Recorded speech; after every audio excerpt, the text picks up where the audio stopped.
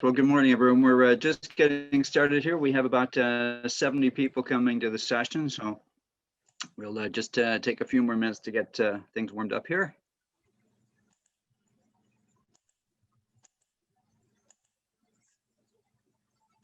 I see lots of familiar faces this morning, so we're delighted to have everyone here on this rather special St. Patrick's Day.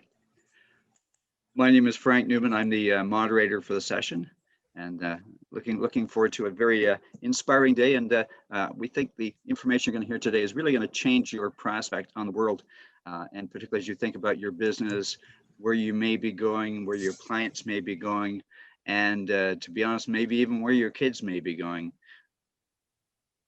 Okay, perfect. So, good morning, everyone. My name is Ross Bauer.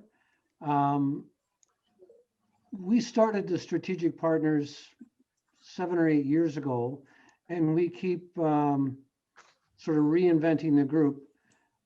What we do is we work diligently to help our clients become more successful.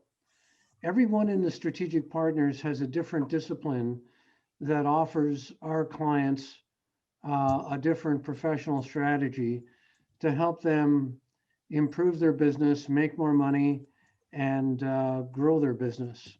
So we believe strongly in the art of introduction. So if you're one of our clients, you may have noticed that we go out of our way to introduce our clients to different members of the group so that they can help you improve your business. So this is not exactly why you signed up to join the meeting. We're looking forward to hearing from Jim Carroll, who is a very special guy, and I'm going to let Frank introduce him. Very good. We're just going to do a quick shout out now for the members of the Strategic Partners. I'll just mention their names and then they're going to say a couple of words. So Barry Connors. Yeah, good morning, everyone. Pretty happy to be here. A little dull day in Waterloo. I run a headhunting company, and I like to believe in presenting stronger candidates and better guarantees for lower fees and helping my clients improve business at reduced costs. Very good. Thank you, Barry. Steve Sabian. Hello, I'm Steve Sabian of Go Energy, and my company helps industrial and manufacturing companies reduce their energy bills by 50%. Colin Chance. Morning, everybody. I'm Colin Shantz from Copper Tree Solutions, and we help our clients leverage technology and find ways to improve productivity and reduce risk in their business by looking at their IT infrastructure. Thank you, Colin. Morning. Rob Matlow. Good morning, everybody. I'm Rob Matlow from REM Web Solutions. We do custom designed websites that you can easily manage yourself, and we've got top-notch customer support to help you after when you're stuck and need help.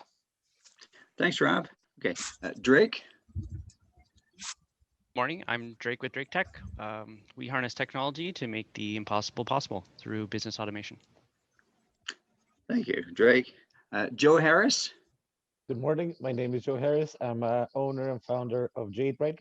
At Jade Bride, we take care of all your building needs, from cleaning to small rentals. Thank you. And Andrew Proctor. Hi, my name is Andrew Proctor. I guess I'm one of the newest members of the Strategic Partners. I provide Lean Six Sigma business consulting services, really targeted on the North American manufacturing industry. Very good. Thanks, Andrew. Simon Fallows. Hi, everyone. I'm a business transition coach with Freedom for Founders. I prepare business owners for future sale. Thanks very much, Simon. Ross Bauer. Good morning. My name is Ross Bauer. My business is Bauer Benefits, and I take great pride in delivering better benefits for less money with great service. Thank you. Thank you, Ross. And last introduce is myself. So I'm Frank Newman. My company is Newman Human Resources Consulting, and we provide HR services to small businesses that don't have their own HR department. Very good. Well, it's now my pleasure to introduce Jim Carroll. So Jim is one of the world's leading global futurists. He's an expert on trends. He's an innovation expert, and he's got a massive global multi-company blue chip client list. Over the last 25 years, over 2 million people have seen his insights and learned from him. And so he's now going to share his insights with us today from his state-of-the-art home broadcast studio. What's unique about Jim is that his global client list really gives him a front row seat to high velocity change that's occurring as disruption takes place right throughout the industry and throughout the globe. And so with that insight and the customized research that he does for clients, he helps transform growth-oriented organizations into high-velocity innovation heroes. And so we're delighted to have Jim here today. And I know that you all want to be high-velocity innovation heroes as well. So this is the start of your journey today. So Jim, I'm going to turn over to you now. Thank you, Frank. And Ross is going to turn hosting control. Oh, there we go. Ross has spotlighted me, so we're good with that. I got to say thank you to Frank. Frank has actually provided career guidance to both of my sons who are 26 and 27. One is a drone pilot. The other works for a wealth management firm. And, you know, like all kids, they've had, you know, some interesting struggles along the way as they work their way into the corporate world. And he's been absolutely fantastic. So, and that's how I ended up here. I'm actually located in Mississauga. My old life had me out on great big stages like this. I've been out there for 25 years talking about trends, about the future. I would do things in Las Vegas in front of, you know, 7,500 people. And normally when I would walk on stage, I'd have an audio-visual crew of, you know, 35 people or 50 people behind the scenes, making sure all the gear is working. And this is it now. This is me. That's a live shot of where I am. So I'm located in Mississauga. Early on, a year ago this time, I decided, you know, I wasn't going to be doing what I did before. So I might as well build my own virtual broadcast capabilities and, you know, put in place this virtual studio here. It was kind of fun figuring out what I'm going to do along the way. I mean, you know, once you work with green screen technology, you realize there's all kinds of magical opportunities. So I could, for example, bring in Saturday Night Fever and I could do a little bit of dancing around it. And that certainly wasn't going to be a viable career pathway. So I've gone from this great big glorious life out on stages around the world to hanging out in my basement. This is it. And I figure I'd probably put about 4,000 hours into this. And you have to understand who my global client list is. One of my last events was for the World Bank in Morocco about the future of manufacturing in third world economies. The event prior to that was for Pfizer's global leadership team.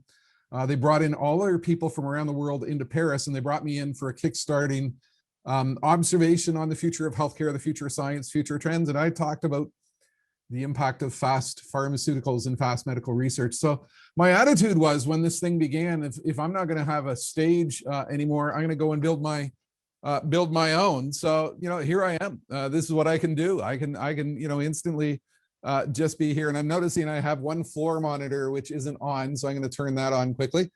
There's 6 computers down here. There's probably 8 lights. There's probably about 10 cameras at this point in time. And it takes a lot of coordination to make sure it's all working. But I mean, I've replicated what I was able to do in Las Vegas by virtue of hanging out down in my basement. Now, what I'm going to do here is I'm going to cover trends from a general perspective. I know we've got a variety of folks in the room, quote, with different industries, different backgrounds. And so I'm just going to give you a little bit of a generic overview of the type of stuff that I talked about before COVID.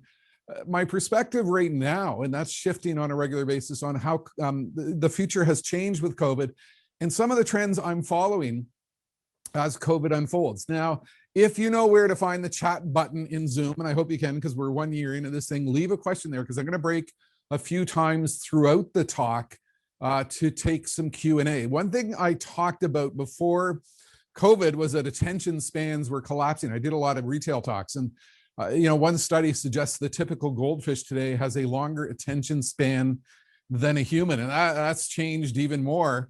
You know, with Zoom calls. I mean, you're only one mouse click away from going and looking at something. So let's start here. Let's talk about some of my clients. Kind of cool for a guy from Halifax, Nova Scotia, living in Mississauga. I've been invited in by NASA twice to talk to them about the future of space. And the very first time they called me, they're on the phone. Jim, we found you on the internet and we watched your videos and we like your message, and we're having a meeting of our top leadership team. We'd like you to come in and do a talk about the future of space. And this was one of the more unique talks I've taken on in the years. I mean, I talk about the future of agriculture, manufacturing, automotive, transportation, retail, healthcare, pharmaceutical, you name it, I've taken it on. But the future of space was a bit of a stretch. And this kind of freaked me out. And I was working on my PowerPoint a week before, and I talked to them about who was going to be in the room. They said, we're going to have some astronauts. We're going to have some mission directors. We're going to have some, launch controllers. We're literally going to have some rocket engineers in the room.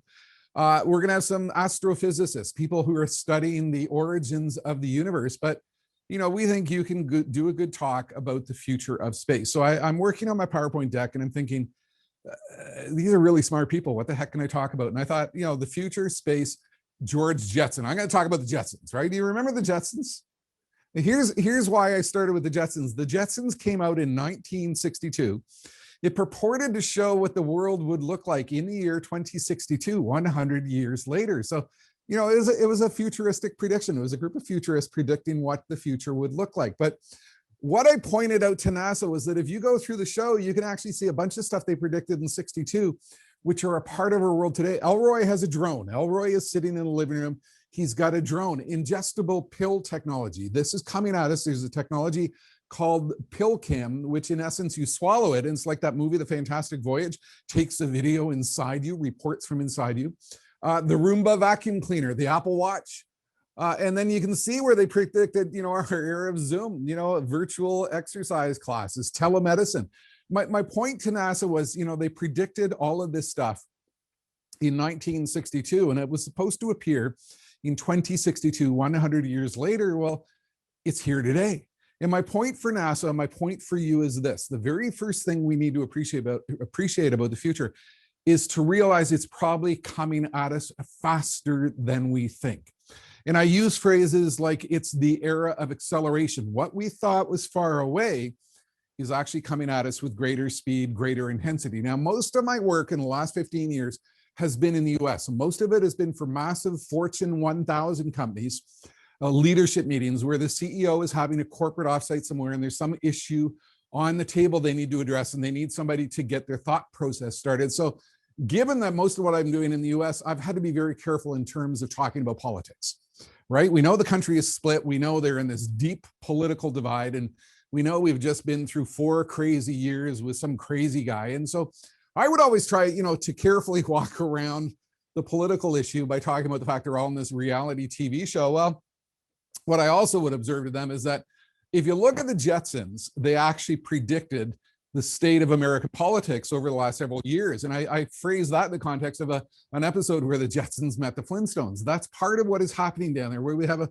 bunch of people who are oriented towards the future: solar energy, renewables, intelligent grids, all those things, and a whole bunch of folks, who are, dealing with coal, and coal is the future. I was actually invited in by the National Mining Association in the US. And in essence, I had in the room the CEOs of all the major energy companies and utility companies in the room. And you know what they said to me? They said, don't talk about coal. Don't talk about renewables. Don't talk about coal, because we're going to have some coal company CEOs in the room and that might upset them. I mean, it's crazy to think about where we are. But what I realized is, I would carefully dance around this political issue because it's a big issue by talking about the time when the Jetsons met the Flintstones, and you've got this clash of people in terms of their attitude towards the future. Well, I updated the graphic. Look, I mean, the Jetsons are wearing masks and the Flintstones are not. I mean, that's the crazy world in which we find ourselves today. But look, the reason for this is not to just try to bring some humor into a virtual talk, because this is different, but also to put in perspective, the future is coming at us faster than we ever thought. So I do take some inspiration in looking forward by looking back. In a show I started watching early on in the pandemic for guidance on what might come next, Get Smart. You remember Get Smart? You remember, Get Smart, Maxwell Smart, and he would go in and he would meet the chief. And it's kind of fascinating when you look at those old episodes. There's one particular episode where he goes in to see the chief, and he's, got this box that is there with him. And I'm watching it very carefully, very intently. I'm thinking about the future, thinking about trends, thinking about what's coming next. And watch what unfolds here. He's going to open up the box, and he takes out this magical prediction that I think predicted where we were going to find ourselves, the cone of silence. And think about this in the context of the pandemic. And think about, what we were seeing in terms of new technologies and new social distancing stuff and all these things. It's almost like, Get Smart predicted the future. Seriously, though, what's really going on? I've been doing talks in agriculture, in healthcare, in retail, in a whole variety of different industries. What we know is COVID has sped up the world.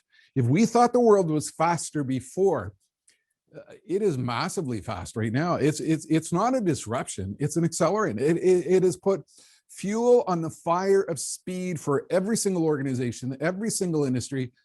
And it's really highlighted what we were doing well before COVID and what we weren't doing so well. And for example, in retail, world of retail is kind of fun to think about what happened. I actually wrote a book. I wrote a bunch of books about the internet in the 90s. You might remember the Canadian Internet Handbook. That was me. I was the internet guy. I was all over CBC News, and I had radio shows on Air Canada and a column in the Globe and Mail and National Post and Profit magazine. I wrote a book in 1998 called Selling Online. It was about e-commerce. Everybody's going to shop online one day. And everybody said, what an idiot. It's never going to happen. We're never going to see. Well, think about what happened in the world of retail. We're all doing curbside pickup. We're all buying our stuff online. E-commerce was always going to be a part of the future. Brands just never expected they'd have to do it in 2 short months. So what I'm going to talk about is a little bit of our pre-COVID world, put in perspective how I think the future has changed and what's going to happen going forward. Now, about 3 or 4 or 5 minutes, I'll walk you through a scenario in terms of one industry to show you what's been going on. And then we'll take some Q&A, we'll take some questions. I'm just going to head back to the screen quickly to make sure that we've got no messages that Jim, your audio has died, because I'm the only AV person down here. This is it. I've got to make sure everything is working. So let's take apart one industry pre-COVID, the trends that were already underway, because part of the art of figuring out the future is understanding where we were before. So I was with a company called Havi down in Chicago a few months before the pandemic hit. Havi is a group that manages all of the packaging, all of the store infrastructure for McDonald's franchisees around North America. And they invited me in to talk to about 800 individuals in the industry about the future of retail, the future of fast casual dining, the future of packaging, and things like that. So let me take you through a tour of some of the things that were on my slide as I talked to them about the future of retail, the future of food. So for example, pre-pandemic, McDonald's was already on a pathway for curbside pickup and delivery. They were already doing 10 McDelivery orders per second. And this was late 2019. They were already serving online and delivery 1 million customers worldwide each and every day. They were, these orders were 2 times the size of the average restaurant check. And Canada, what's with us? We had one order, for $700 for McDonald's food, totally unhealthy.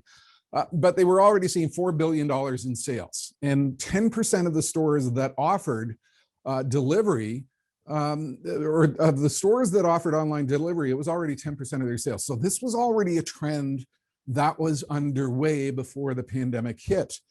This was part of the overall retail trend. We have to understand that for the last several years, retail has realized traditional retail is dying. It's going to what we call an omni-channel focus, and that is delivery or access to your product via any method, with ordering via any method, whether in person or online or other technologies.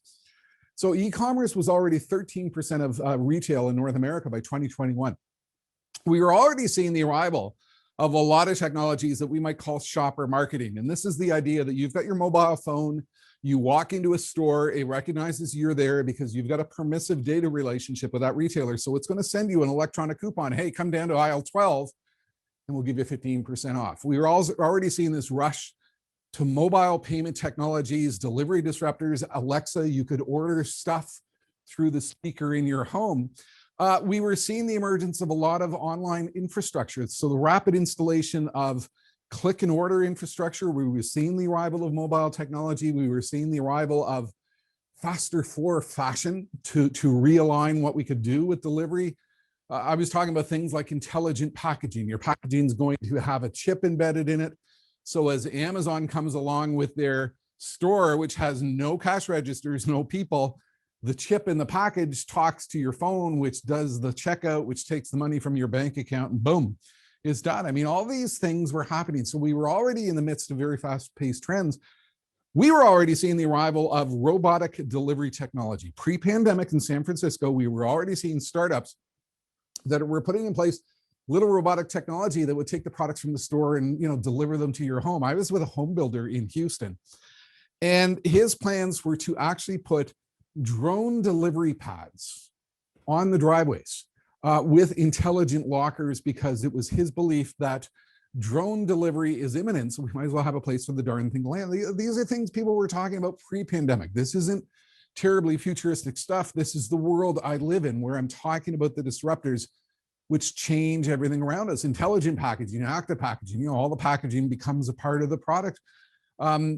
Ethical packaging, you know, McDonald's was doing stuff with packaging made from grass, and McFlurry's with wooden spoons. So this is what I covered in Chicago for this organization. The emergence of the Amazon Go store, you know, no cash registers, no people, massive disruption was underway. We were even talking about, this is actually from 1989, when 2009, when I keynoted Burger King's global conference in Vegas.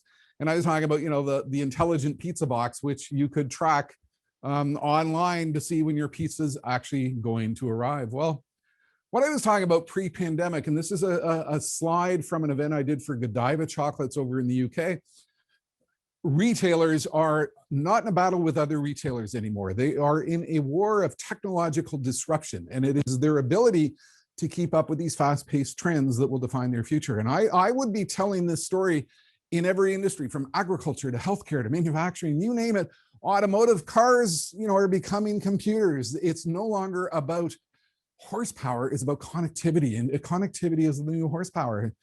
This pre-pandemic, these are the trends which were defining our world. So the message the global Fortune 1000 CEOs were bringing me in for was, how do we innovate in this high velocity economy? We've got to innovate faster.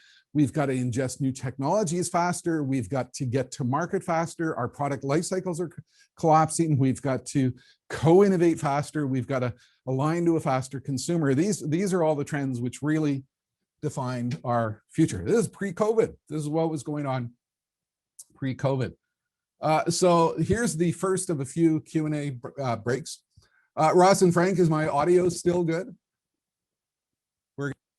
So we'll have a chance to take some questions. I'll first take ones coming in on the chat. And again, you find the little chat box down on the bottom. You can send in a question.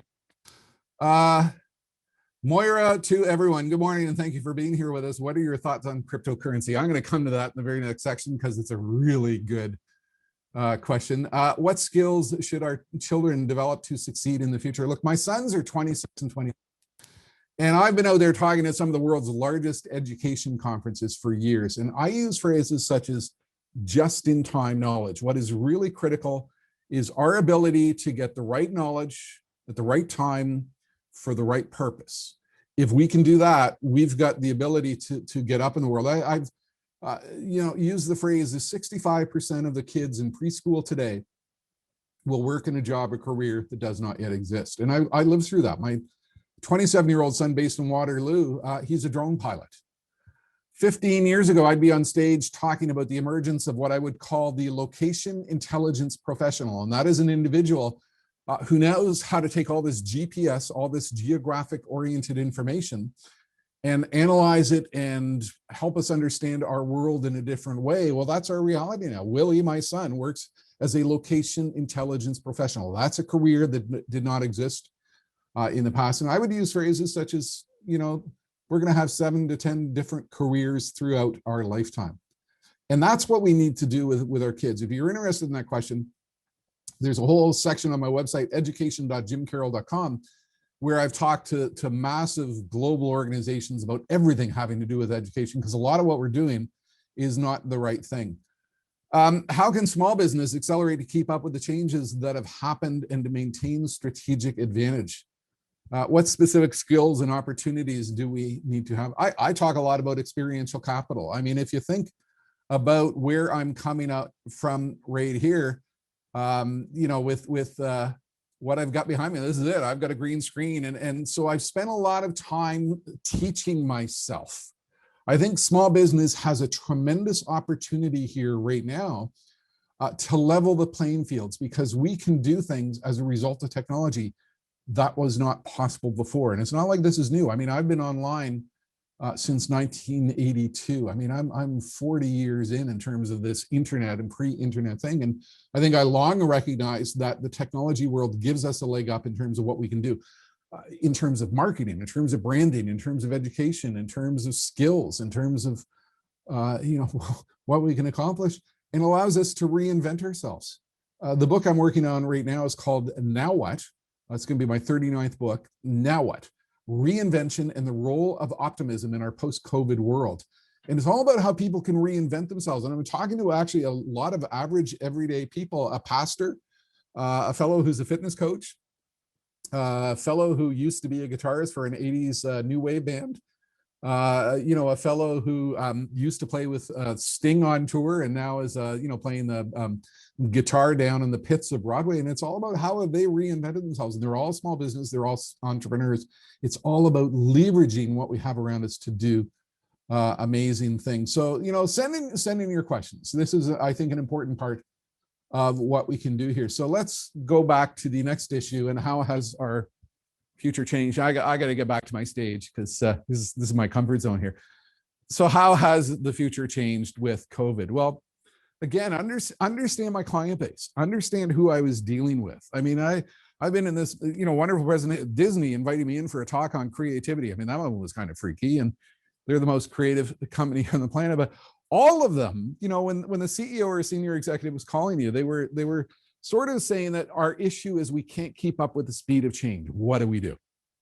And that's the umbrella under which I examine how COVID has changed our world. What has happened in terms of acceleration, in terms of technology and business model disruption, consumer behavior, the fundamentals of supply chain?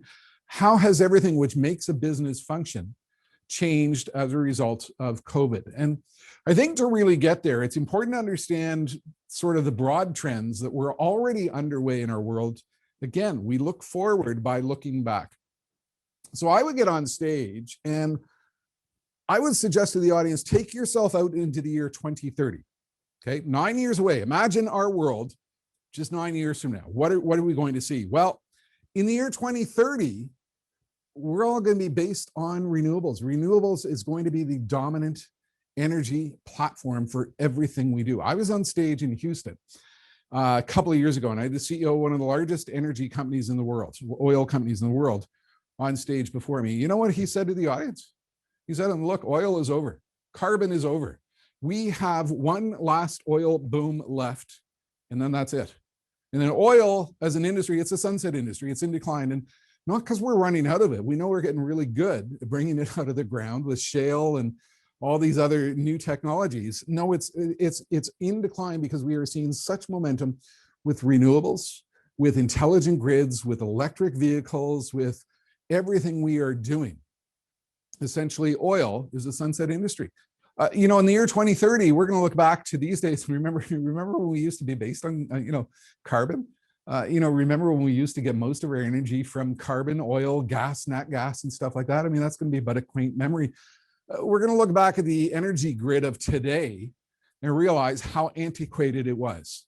The energy grid of today, we produce energy in one big centralized facility, you know, a nuclear plant. We send it out to millions of homes. Well, the grid is becoming intelligent. What is happening with the emergence of a lot of connected energy devices in the home, the emergence of a lot of connected renewable energy devices, the connectivity of a lot of stuff into the grid that we never thought would be a part of the grid. Look, you can buy a Tesla automobile, and in various places in the US, that vehicle can become a part of the energy grid.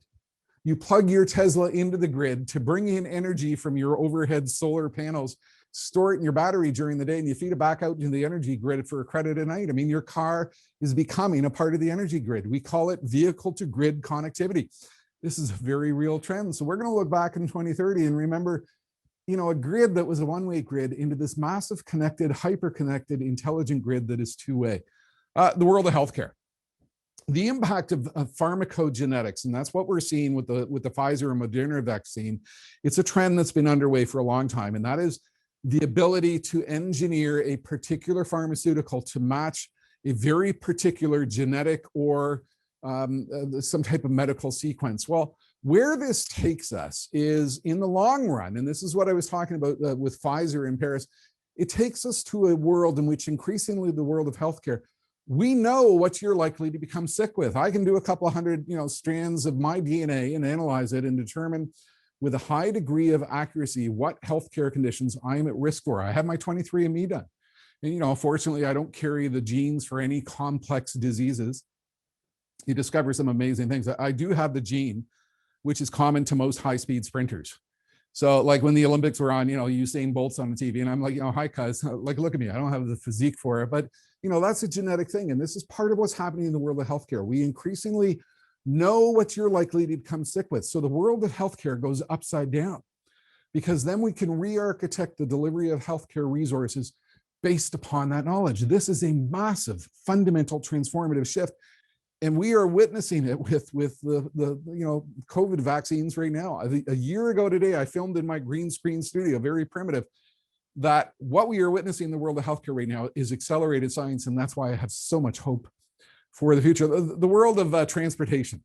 2030, we're going to look back and we're going to remember a day where, we would get in vehicles that use gasoline and we would drive them around. One day we're going to wake up. Those vehicles are going to be based on batteries. Those vehicles are going to be based on self-driving awareness technology. And we're going to look back at today's world and go, that's kind of unique. Look, every single automotive manufacturer realizes their industry is becoming a computer industry. Connectivity is everything. Intelligence is everything. A lot of them don't have the smarts to accomplish that. And that's why Mercedes-Benz has had me in a couple of times to talk about what do we need to do as an organization to accelerate our skills and capabilities for the future. The world of retail. Like we're going to look back at, these days and remember this was accelerated by COVID when we used to go out to stores to get stuff. And then with the arrival of what we call last mile delivery technology, drone delivery, the stuff would come to us. Well, we're already living through that. Here in Lauren Park, Mississauga, I may be 3 miles away from the main Amazon warehouse, and I'm down for some products. It's like 2-hour delivery. I can order this stuff, and it's delivered by some small logistics delivery firm in a matter of hours.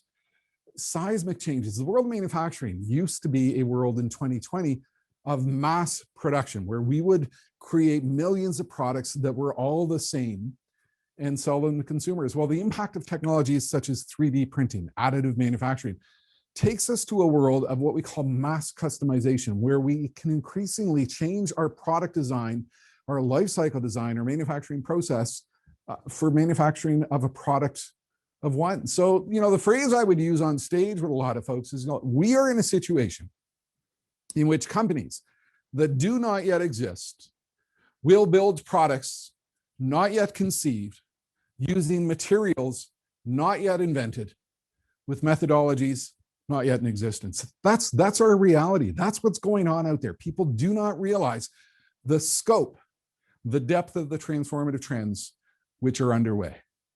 And then COVID hits, right? And one of my favorite phrases that came out is, COVID put a giant fast forward button on the entire world.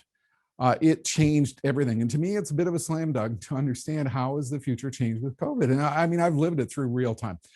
Last March, at the end of the month, just about this time, Global TV ran a national news program about Canadian reinvention. And they went out and they talked to folks, and I managed to make it in the show, but people who were reinventing themselves to deal with the reality of what was occurring with COVID. At that point in time, I already had a bit of a rudimentary green screen studio, and I was talking about how I was reinventing myself. They were talking to fitness instructors. They were talking to musicians.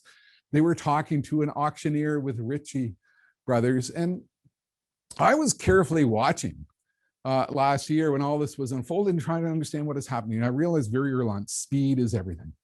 The speed of reinvention, whether for companies large or small, is absolutely everything. And one of the fellows that I managed to get onto this global national news report was a farmer out east of Oshawa. His world was farmers markets in Peterborough, Eastern Toronto. every Saturday, every Wednesday, taking his stuff and going to a farmer's market. And he had a really remarkable film online. It's worth a watch, that when the NBA shut down, he realized this was going to be bad. And in a matter of a week, he set up an e-commerce site to take online orders from his loyal customers. He set up a logistics and delivery system using university students. Within a week, he had rejiggered his business model to move to the online world. And I looked at him, that's it. That's what people are doing. People are reinventing at a furious speed. I work out with a personal trainer, or I did. And my personal trainer, she reinvented herself quickly to go virtual. Take a look at everybody around you. Look at what you're doing with Zoom. Look at what you've done to align to this new reality. Think about what happened with your local grocer, local retailers, and how quickly they moved to curbside pickup in online shopping. My wife and I were joking just the other day that like a year ago, she would have to stay up till midnight to try to get the spot for delivery in a week from Grocery Gateway because they weren't ready, to cope with the flood of customers, but they were innovating fast. The world of manufacturing, we saw a lot of manufacturing companies shift quickly to 3D printing technology to print nasal swabs, to print PPE, surgical masks, and all kinds of stuff. We saw a massive acceleration of all kinds of ideas in that industry. Agriculture, my son was getting busy doing drone overflights because they had labor issues on some of the farms due to social distancing. We saw the arrival of what we call vertical farming infrastructure in some areas where people were realizing that supply chains are going to be broken, they're going to be busted. We can use some of this technology to grow food inside our homes. We saw this throughout the musical entertainment industries. Remarkable video of Metallica, who used to go out and 50,000 people in the audience, and they've had to reinvent themselves for virtual space. Even organized religion. As I built my green screen studio here, I took a lot of inspiration by watching what churches were doing, ministers and pastors, because they suddenly no longer had the ability to bring their flock in, and their mindset it was, well, what am I going to do to take myself out to my flock? And they've been utilizing a lot of the same technology that I'm using here. I mean, the thing is, COVID sped everything up. One of the keys to understanding the future is what we call the Gartner hype cycle. Gartner is one of these technology research firms, and they said, look, for every idea, every technology, every disruptive concept that comes to our world, we get the trigger. It appears, everybody gets excited about it. We hit the peak of inflated expectations. And then they realize it's going to take a lot of work to make it go. We hit the trough of disillusionment, but eventually we figure it out and we hit the plateau of productivity. And this defines the pathway for every single technology, every single concept, every single disruptive business idea in our past. Take e-commerce, the trigger, right? The idea appears. 1996, 1997, the World Wide Web is out there. People are realizing, look, we can sell things online. We had the dot-com years, the peak of inflated expectations. I'm working on my weatherman skills here, by the way. I swear I'm going to start doing weather. The dot-com years, remember that? And you can actually find in the CBC historical archives, I'm being interviewed by Peter Mansbridge for an hour about the internet and the future and trends. And he asked me about dot-com companies. And I said, it's crazy. Their business model is give stuff away at a loss and make it up in volume. I'm actually a chartered accountant by background. I mean, the business fundamentals weren't there with dot-com companies. So we had the trough of disillusionment, the dot-com collapse. But today, e-commerce, omni-channel is fundamental to every single retailer. What COVID has done is you can find examples of the Gartner hype cycle, and you can see any technology and you can see where it is in the curve. It has accelerated all of that to an absolutely huge and massive degree, because what we saw was 10 years of change in about 6 months. We all had to change at a remarkable speed. And I think what has happened here is it's fundamentally changed the trajectory of our future. Major trends accelerated. I can take any trend that I was talking about to any organization over the previous 25 years, and you now look at it and go, whoa, holy cow, things are way faster. One of my books is called The Future Belongs to Those Who Are Fast. It's not even those who are fast anymore. It's those who can keep up. And I think what happened here from a leadership perspective and a culture perspective and a teamwork perspective, organizations have truly learned something new about speed. I had a lot of organizations would bring me in for a talk about what we call leadership agility. And it was fascinating to think about which organizations were of this mindset. Johnson & Johnson, Boehringer Pharmaceutical, Mercedes-Benz, a manufacturing firm called Legrand, The list goes on, where the CEO's mantra became, we need to be an agile organization. We need to be able to learn to work and operate at speed. Let's find somebody who can come in and talk about that. And so I think we've learned something new about how to be agile, how to be flexible, how to change what we do. Clearly, business models shifted faster. All the disruptive trends that I was talking about before are unfolding at an absolutely faster pace. Telemedicine, we talked about that in the world of healthcare for 25 years. It's now going to be a fundamental part of what we do in healthcare going forward. From a culture perspective, I would talk on stage about what I call the innovation killers. These are the excuses that cause us an organizational sclerosis, which clogs up our ability to align to the future. Think about the phrases we use. It can't be done. It's doomed to fail. It's too risky. The boss won't go for it. We don't need to do it right now. These are, all the attitudes that would clog up our ability to pursue the future. I made a lot of money talking about, the innovation killers. Well, a lot of those have disappeared because organizations have realized that we can't make excuses anymore. We just need to get it done, right? And that's a fundamental change. Decision-making paralysis disappeared. I mean, committees kill companies. And I think what has happened in the last year is organizations realize, let's just get it done, kill the committee, just make a decision, go with it. It might work, it might not work, but we got to commit. And this is fundamental, in terms of leadership style and skill and capability. So what happened is organizations did that was they looked at their slow structure and said, like, we can't do that anymore. We need to bring teams together faster. We need to bring skills together faster. We need to assemble a new team to attack some key issue and do it really fast. So all of these barriers to change, which existed before, by and large, were obliterated because get it done became the rallying cry. Now, I'm a big fan of the movie Spinal Tap. You remember Spinal Tap? And there's that famous scene where, Nigel is talking to Rob Reiner and he's got this amplifier and he's explaining why his amplifier is so absolutely awesome. It's one of the greatest moments in movie history because he takes the amplifier and he shows that when they want to go loud, they can take the amplifier to 11. And Rob is kind of like, well, it's not going to make a difference. The amplifier is still engineered in a certain way. And he's like, no, it can go to 11. So every list of 10 things has to have a number 11. What I'm now discovering from companies is how do we sustain this momentum? How do we keep it going? But if you put this under a microscope, the reality is all of this is changing at a furious pace. So here I am, Frank, Ross, sound is still good. We're still good. We look forward by looking back. What do you think about erasing history, for example? Remove Dr. Seuss books because of the message. We are living through an absolutely fascinating and crazy period of time of human history. It's kind of fascinating. If you go into my blog back in 2017, I wrote a post called "What Comes Next with the Decline of an Empire?" And it was specifically in response to what was unfolding in the US. And I talked about, for example, immigration bans and the war and the elites and stuff like that. And it's fascinating to read what I wrote back then because a lot of that is coming true. Canada, we are attracting more immigrants because we recognize the value of diversity and skills and background and insight and capability, and we're not a bunch of racists. And I think that provides us more of an economic opportunity going forward as another country turns its back upon 200 years of progress. So all these culture wars that are unfolding there, and the Republican Party in terms of what they're doing, it's fascinating. But I lived through this. I mean, I would always remember I would come off stage and I'd have a reaction from the audience, and when it goes well, and then you look at the evaluations and you thrive on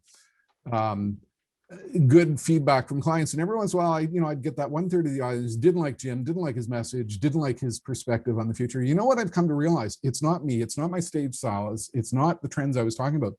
It's the fact that there are large sections of the population out there who do not like the future. They do not like change. That's why I use the Jetsons and Flintstones analogy. And I think that's by and large is a lot of what is happening with the culture war, as embodied in the Dr. Seuss silliness in the US. And I truly think if they don't manage to fix this, it does lead to a longer term degradation of the US as an economic superpower, but it also represents a massive opportunity for Canada. We should be doing everything we can to encourage immigration, relocation to Canada. We should be doing everything we can to encourage the more rapid acceptance of accreditation, overseas degrees and things like this. We should be doing everything we can to take advantage of the fact of this unique moment in history that is coming about. Any predictions on the future of real estate in Canada? I'm living this.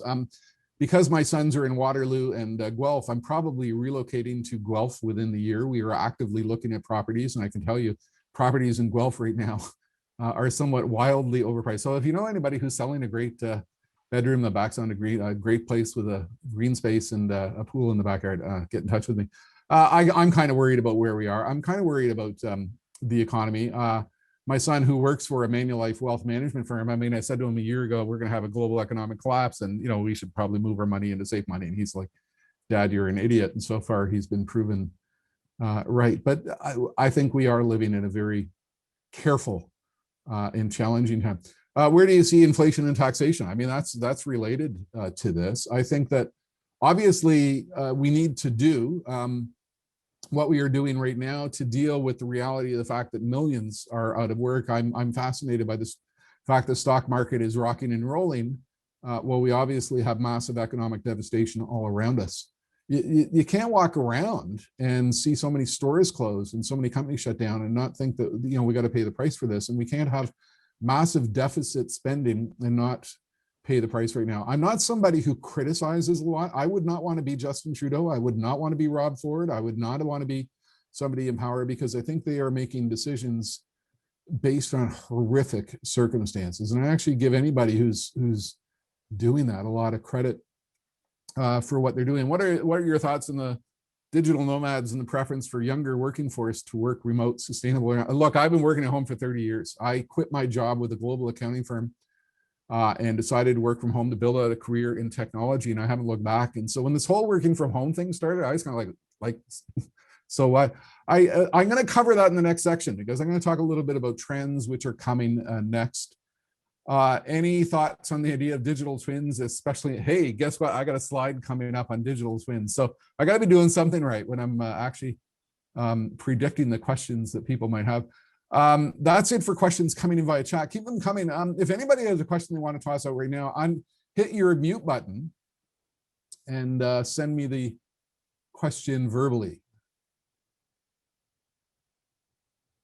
Anyone? And there's no one. Okay, so I'm going to head back to my stage. By the way, I got a little intelligent camera here, and this is supposed to track me as I go back to my stage. So, you know, lots of toys, lots of fun stuff as I work with this. And every time I bring a new piece of gear into the house, my wife is like, do we really need that? Like, come on. So where do we go?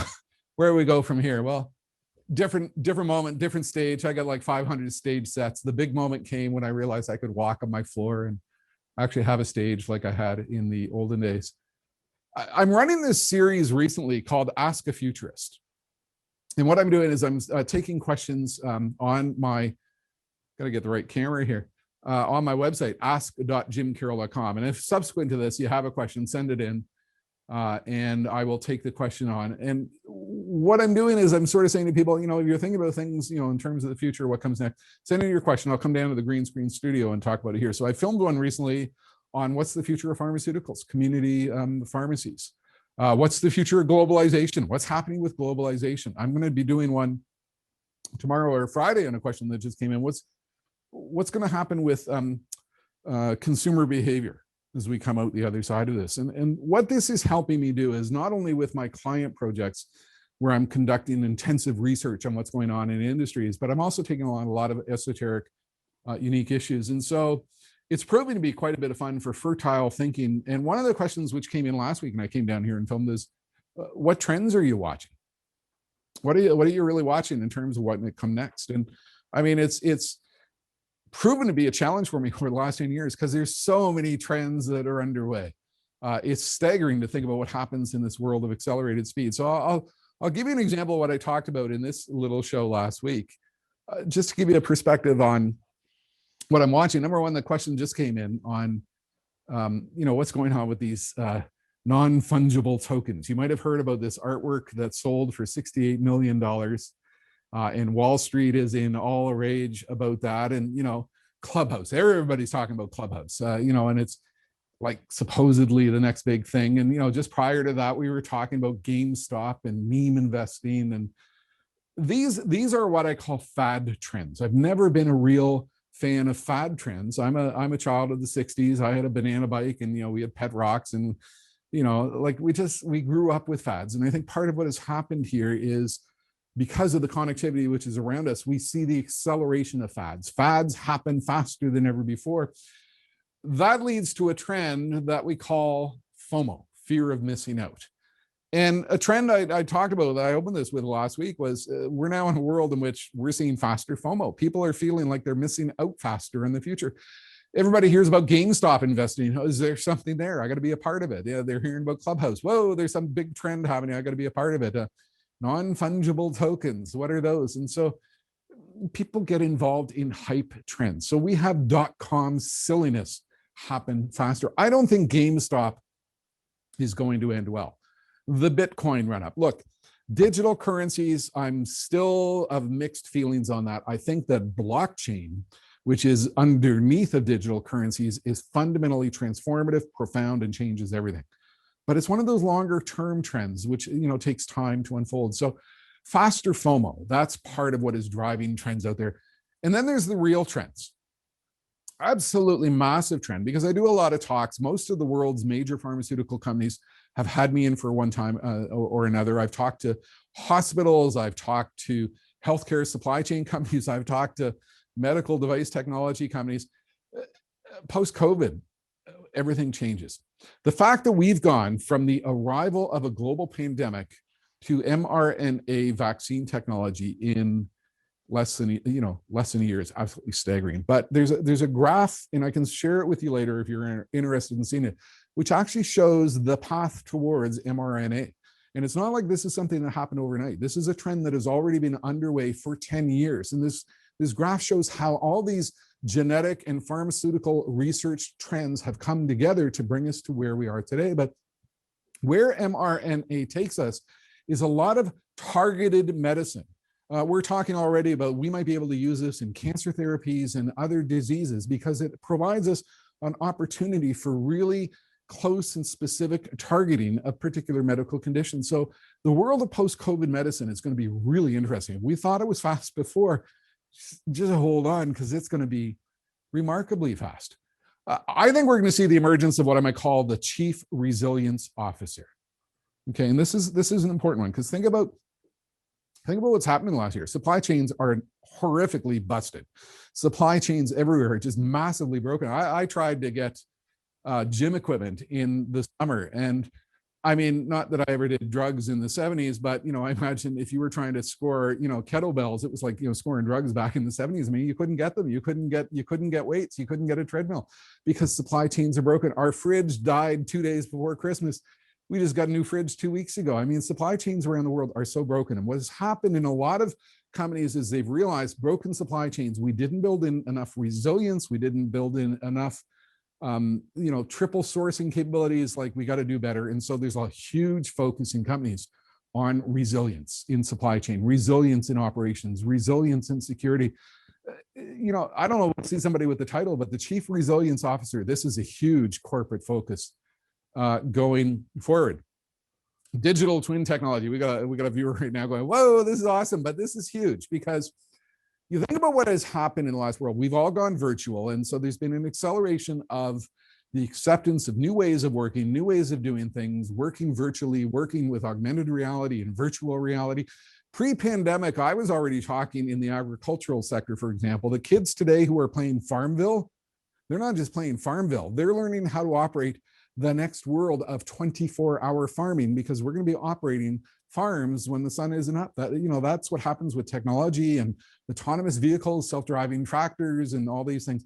Well, digital twin technology is something else altogether. It's sort of the next step in augmented virtual reality or new ways of working and thinking. We can build exact replicas of buildings and cars and products and patients that we're going to operate on, and we can test, and we can prototype, and we can examine, and we can conceive, and we can redevelop. Is all part of this iterative developing manufacturing process or testing process. You want to keep your eye on this, because this truly is one of the next big things. huge trend that is going to unfold, space repurposing. Think about it, malls are dead, right? Well, malls were dead before COVID. I've got a remarkable video I can send you afterwards as well that was talking about what was happening with malls and retail and the focus to omni-channel. And you think about what is going on out there, there's a lot of space out there, empty space, and consumers have changed. Are we all going back to the world of shopping? Well, to a degree we will, but for others of us, we like online shopping. And so there's going to be a lot of empty space. And so there's going to be a lot of companies which are looking at that space and what can we do with, the excess space that is out there? How can we repurpose it? How can we reuse it? This is going to have massive trends in terms of new companies, new startups, real estate operations, commercial real estate. Definitely want to watch this one, hospitals at home, right? Telemedicine. I mean, I'm what am I this week? 61. And, I was a little overweight at times. I've, get up in the morning, I get the remote blood pressure cuff and, I get on the scale and I check my numbers. I got more numbers happening on my health. You think about what has happened as we, simple doctor checkup. We don't have to, spend 45 minutes in the waiting room. We do an e-visit and boom, it's done. What has happened here is a behavioral change, but also the arrival of a lot of iPhone connected medical device connectivity. In pre-pandemic, I was talking a lot about what I called bioconnectivity, and that is the arrival of technology which allows us to get more engaged with our healthcare circumstances, by which we can also build an interactive relationship with our doctor and the healthcare professional in our life. In 1997, I wrote a book called Good Health Online, which was all about telemedicine, the future of healthcare, and the fact that we'd all be doing this virtual stuff. Well, you think about what is happening. The hospital of the future is not going to be defined by the physical four walls of the building, but by the virtual reach of the technology, which lets it get out into the patient and the patient at home. Massive trend, absolutely massive trend. This is just a grab bag of some of the things that I watch. Life cycle shrinkage. Products, you remember the product life cycle, a product would come to market and would hit market maturity and would eventually begin to decline. Well, a lot of the talks I did over the years were the fact that this was compressing, it was becoming shorter. But what has happened with a lot of companies is they've realized that we've got 50 products, and with broken supply chains, we can't do that. We only need 4 products. A lot of companies are downscaling the number of products they support. They're focused on faster time to market. They're focused on making the more out of the products they have rather than continuing to innovate with new products. So there's something unique going on there. Work back, push back. This goes to one of the questions that came in earlier. What's going to happen with the work at home thing? Well, I know my 26 and 27-year-old son working at home for a year, landing new jobs during the pandemic, and their fiance and girlfriend as well. They're not going to go back to a 5-day in the office work style. Not going to happen. It's not going to happen with people. People have discovered freedom. People have discovered that extra 3 hours a day they get in their life if they're in Toronto. I'm a member of Credit Valley Golf Club in Mississauga, and we couldn't get a tee time last year because all these people are working at home, and they've discovered with that extra 3 hours they can get out and they can get around. I mean, I think what's going to happen is there's this desire by companies from a cultural perspective to bring employees back, some of them, and I think a lot of employees are going to say, no, I'm not doing that. So for someone like Frank, who is in the world of career counseling and stuff, recruitment in terms of we are doing the relationship economy. You think about what has happened here, and there's 10 trends, so I'm almost to the end of this. Companies have spent a lot of time in the last year building new relationships with people in terms of their e-commerce relationships and their online relationships. And a lot of this has been hacked together, right? Like a lot of the infrastructure that is there isn't really good. They've had to pull it together quickly, but they're now focused on the next wave. You notice yesterday, Sobeys has announced a deal to buy Longos. Do you know why? Grocery gateway, because Sobeys has realized there's something about this online shopping thing which is going to stick with us. So even though we've developed our own voila shopping at home brand, we got to do it right. So it's going to be a massive focus on the next generation relationship economy. Surplus surprise. Everybody was buying home gyms. Everybody was buying weights. Everybody was buying bicycles. You cannot buy a bicycle for the life of you. And I'm thinking 3 years out, 5 years out, we're out of this thing. And a lot of people who never exercise, they're not going to exercise anymore, and they're going to be selling their equipment. So all the stuff which is in short supply right now might not be in short supply in years to come. This might have an impact on housing, right? So we need to think about, this pendulum swung one way in terms of people buying everything is bound to swing the other way. These are the types of trends, which I've been hitting in this. I'm still working on getting the stage marks right down here in the Ask a Futurist series. And, I'd encourage you to hit that and send in your questions. So we are at 9:04. That's the end of the formal part of the presentation. We have lots of time for questions. Will the cruise ship industry come back? I am invested now in some of the big carriers. It's kind of fascinating. One of my, I think it was January 2019, I was brought in by the CEO of Royal Caribbean Cruise Lines for a leadership meeting. I had Royal Caribbean senior executives from all over the world. I mean, this is the type of thing I did where companies were spending big money to bring their team together. And, I did a lot of talk, a lot of stuff that talked about trends in the cruise ship industry. For example, I talked about vertical farming and the fact that we were increasingly see the emergence of this technology in the agricultural sector, which would let us grow more food inside the ship. And they actually began initiatives to work on that. I think, what I've been advising my clients, for example, I did a talk for a company called Round Table Pizza, which is a gourmet pizza franchise organization out of California. My message to them was that I think we are discounting the behavioral change that has occurred. I think we'd be discounting the safety and security concern that people have had. And so the road back is going to be very cautious, very difficult, very challenging. And I don't think we're going to be back to where we were anytime soon. My wife and I were out in our walk the other day, and she made an observation which absolutely floored me, because it's right. And I hadn't been thinking. The next year is going to be more difficult than the previous year. All we had to do in the previous year was lock down, stay at home, stay safe. And now we're in this new world with people out there with all kinds of different perspectives on what we can do, what we can't do, variance, risk, efficacy of vaccines. I think the road back is going to be extremely long and complicated. This is kind of cool. Mike Laurie, where do you live in Lauren Park? We are in Glen Road, around the corner from Lauren Park High. Hey, walk down. I'm on Birchwood Drive, the third house on the right, probably 500 feet from you. I back onto the tennis courts. That's where I am. I'm sure we've met before somewhere in the neighborhood. A question from Anna. Any thoughts on how travel is going to change? Same thing. It's going to be a long, complicated road back. It's going to be a very cautious road back. I've had an offer to go and talk to one of the world's largest recruiting firms in Brussels for their annual client conference in November. I got a really good COVID clause in my contract. I've got an event with a packaging company in Detroit in November. I get a really good COVID clause. I don't think it's going to come back as quickly as we think. And again, for the safety, security, the challenges that come along the way.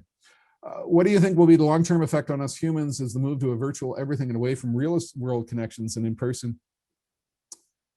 I wrote a little book in 1994 called The Canadian Internet Handbook. And in 3 weeks, it was #1 in the Globe Mail and the National Post. And my sons grew up having CBC crews in the hallway because CBC was coming here to do double-ender interviews to talk about the internet. A question I got a lot, I was all over the media in the 90s. I mean, I was doing interviews all over the place. And the question I got all the time was, well, isn't this going to ruin society and ruin humans? And we're all going to become a bunch of cyber dweeb losers without a life. And now the question has shifted. We're all going to become a bunch of virtual cyber dweeb losers. We are social creatures. We crave social interaction.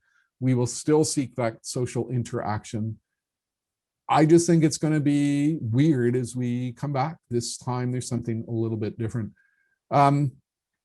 Anna, that's a great idea. What do you mean by a COVID clause? My contractual clause is if the border's still closed, my US visa isn't renewed, if I have security safety concerns around your event, I've got all these clauses that I can cancel without penalty if COVID is still there as a concern. And I think that's part of the unique challenges that we are going to see and have as we go back.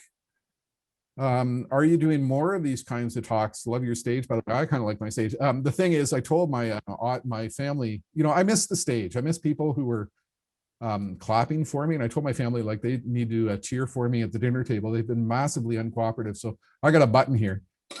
I can do that. And, if I need a little bit of cheering, I can hit a button. I can also do a bicycle horn. There's not a lot of bookings. The challenge that is faced with right now is most of the US, where my market was, they think they're all going back to normal in July.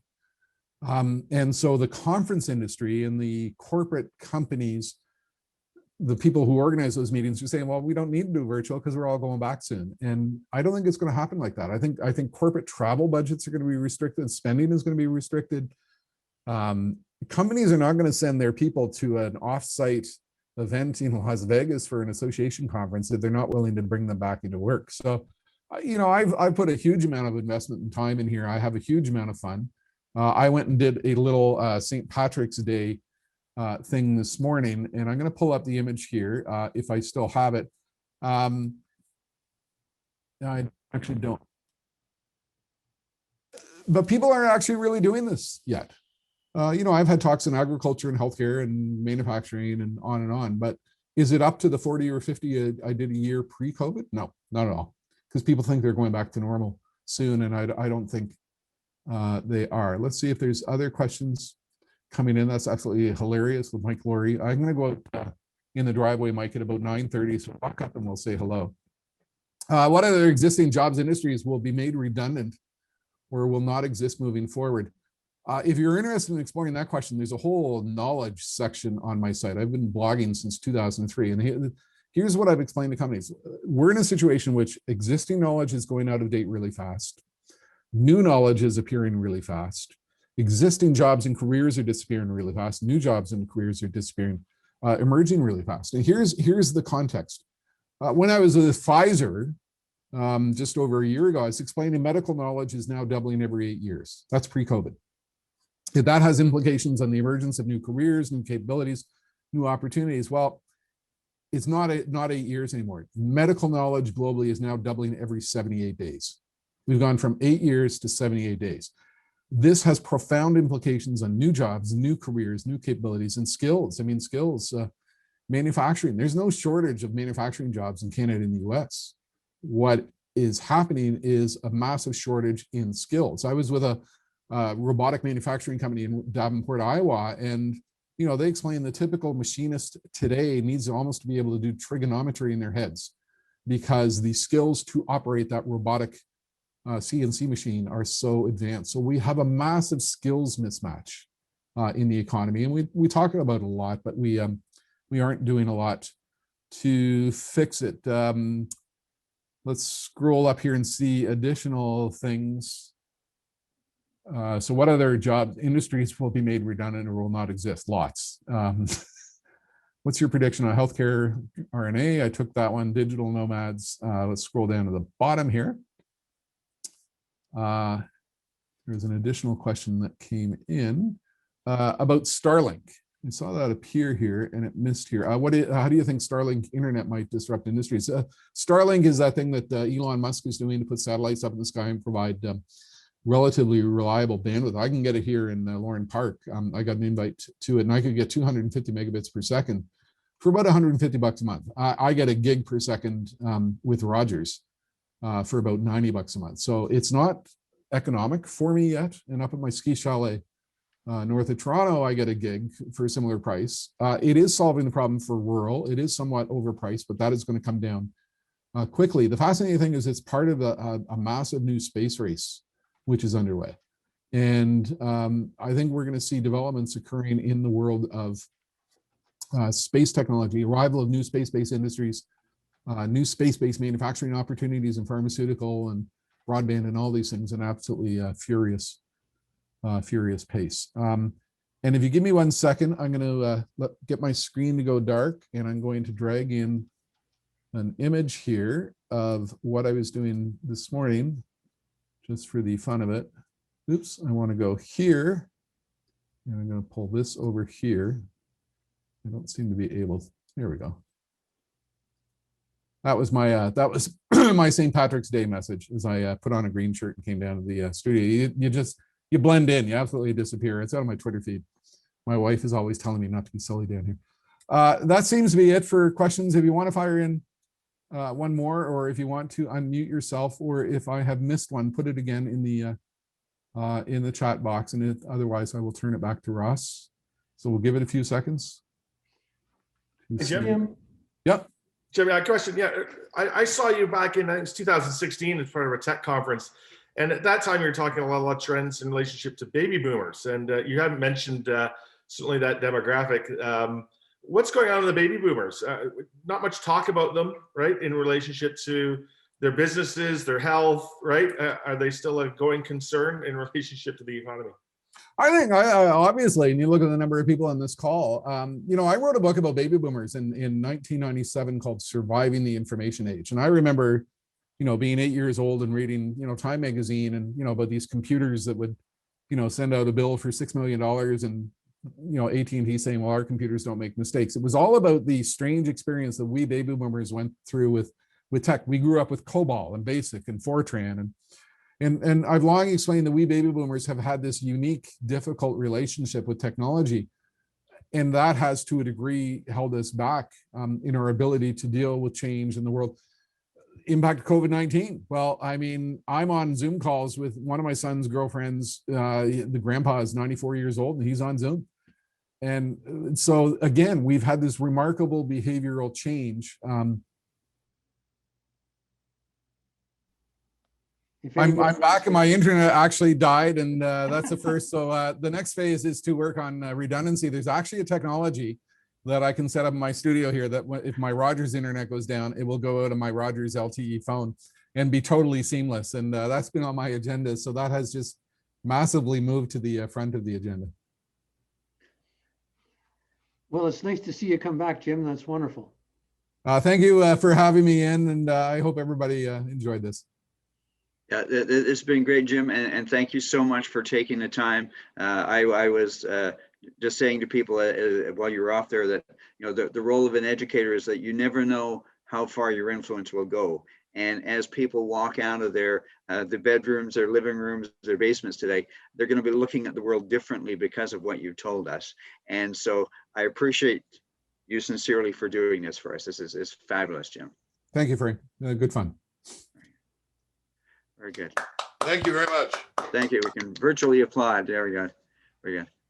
Ross, any final words? I think we're just about wrapped up here then.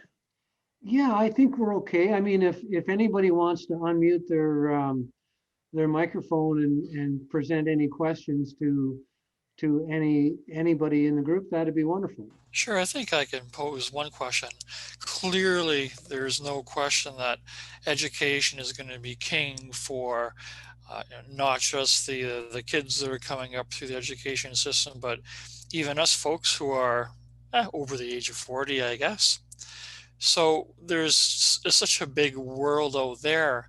What kind of education should we encourage our kids and grandkids and colleagues to become involved with? What are the emerging educational trends that would set you up for a changing world that changes so incredibly rapidly? Where would you start? Ross, can I take this on? Yes.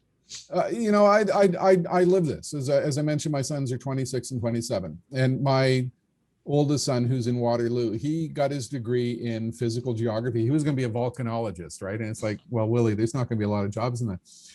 But then he, as a side degree in that, he got a degree in digital mapping.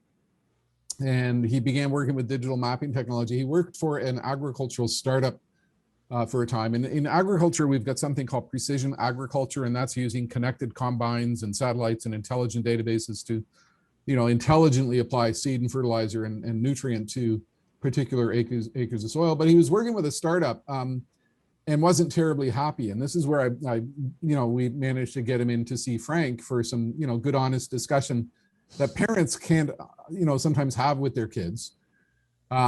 But I remember we were one day out in the ski hill, and Willie had been working with drone technology, and he said, "Dad, I want to do a drone startup. I want to be a drone pilot." And he had already been working with this. And you have to understand the context in which he said that. He'd been coming to events with me where I'm on stage saying 65% of kids will work in jobs or careers that do not yet exist. And he said to me, "Dad, you quit your job as an accountant. I was with a company called Thorne Riddell, and you did your own thing. I want to do my own thing." I didn't have a comeback. I did not have a comeback. I think it's necessary to let, they need to get a fundamental education. So he got that fundamental university education in a couple of fields, but I think we need to give them the opportunity to pursue their passion, pursue new careers, Think about careers that do not yet exist, because I do think these are emerging in real time. And last night he was in Trois-Rivières, Quebec, flying an $80,000 drone over the brand new hockey rink to do a thermal analysis of the roof that can go to the engineers that previously would have taken 2 weeks, and he can collect that data in 90 minutes. This is profound stuff. So I think that's the context in which we have to encourage our children, our grandchildren. And I think we need to do that at a university community college perspective. Obviously, tenured education is critical. The research role of a university is critical. Everything we do is critical, but I don't think that universities and colleges change enough in terms of the rapid emergence of new careers. If I do end up retiring, I eventually skew to some sort of new career, which isn't always on stage, virtual or otherwise, I've got the University of Guelph in my mind. And, I think I can probably play some role there with young people and entrepreneurs and skills in the future and, stuff like that, because I think that's what we need to give them. Hope that there's tremendous new opportunities out there. And that's particularly important right now when, a lot of it is doom and gloom, and there's so much opportunity emerging out there. It's staggering. The other comment that I'd like to make is that one of the obstacles that I think is interfering with the development of kids are all the drugs that are out on the streets. And, the fact that, some of the drugs are being laced with fentanyl kind of stuff, and young kids are just being kids and they're dying. And I think that the upsurge in drugs is interfering with their education. It's interfering with all sorts of their development.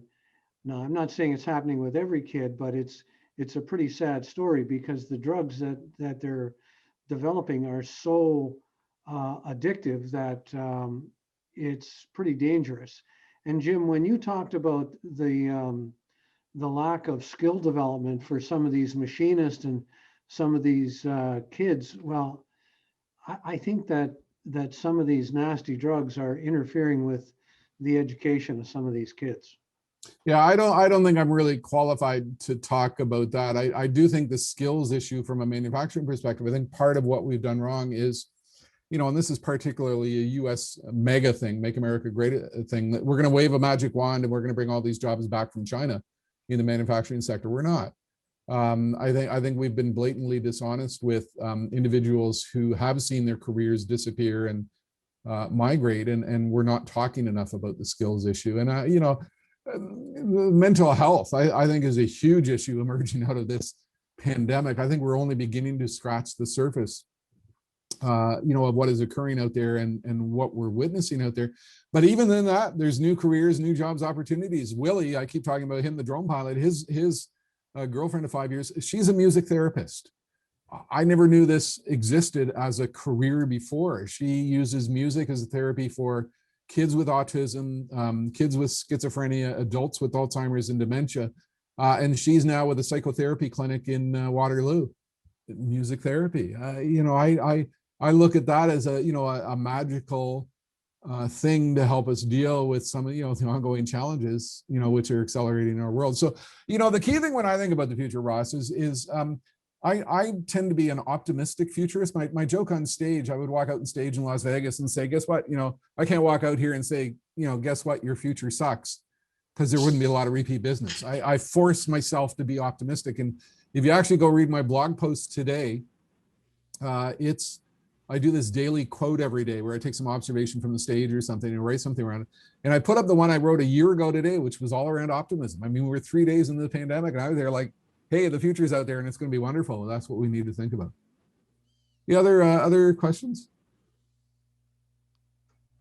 Should we keep teaching typing skills? I actually had typing skills in like grade 9 in London, Ontario. I think the kids picked that up on their own. Peter Webb, I had the opportunity to help your son, Willie, on business development. Yes. And thanks, Mike. I heard you were going to be, Peter, you were going to be on the call as well. Other questions? Sure. If I can just pose one more question. I think one thing that I found during my career is that there's kind of two peoples to people in the world. And I think there's folks who just kind of ambulate through their life and they just keep on doing the same old thing, and they end up being left behind, or they're not happy because things haven't changed for them. And then the other group of people are those who are actually introspective, and they think about what's going on around them, especially themselves. And oftentimes every night before they go to bed, they'll spend 5 minutes thinking about how things went. And I think being introspective is going to be a skill will be an absolute must. And I think that's what I'll try to encourage my kids, the people who I come into contact with, as a result of your very stimulating presentation. That if we don't at least start thinking on a daily basis about our world, you'll be left behind in the dust. Well, I would explain there's three types of people. There's those who watch the future happen. There's those who make the future happen. And then there's those who are, whoa, dude, where'd that come from? The snowboarding, people. I think that teaching kids future-oriented thinking skills, I think teaching them that they are going to be in a world of constant, relentless, incessant change is critical. But I think they already get that. Look, I golf with a guy, he's a grade 5 teacher, and I've gone into his classroom 3 times. We did a time capsule project where with the kids, we buried these time capsules, stuffed for 50 years. There's a box in a school in Mississauga. There's a whole bunch of iPhone 1s in it. I think that's part of what we need to teach them is future thinking and change thinking. But to a degree, I think they get that. They look at us, wondering what's with these oldsters and why can't they change? Why don't they understand the future and stuff like that? I know I certainly get that from my kids, even though I'm the futurist dad. Other questions? Okay, back to you, Ross and Frank, and thank you for your time. I'm going to run out on the street and meet my new neighbor who was on this call. Take care. Thank you very much, Jim. Yeah, I think we've had a great session here today. Once again, on behalf of the strategic partners, I want to thank everyone for joining us. And you're going to go out of your places today and think about the world very differently. And we hope this really encourages you to think about your business, your family, your relationships, your kids, your grandkids, because the future is there, and we're looking forward to being part of it and making a contribution. So thanks, everyone. Ross, final words from you. Once again, I just want to thank everybody and wish you all a great day and a bright future.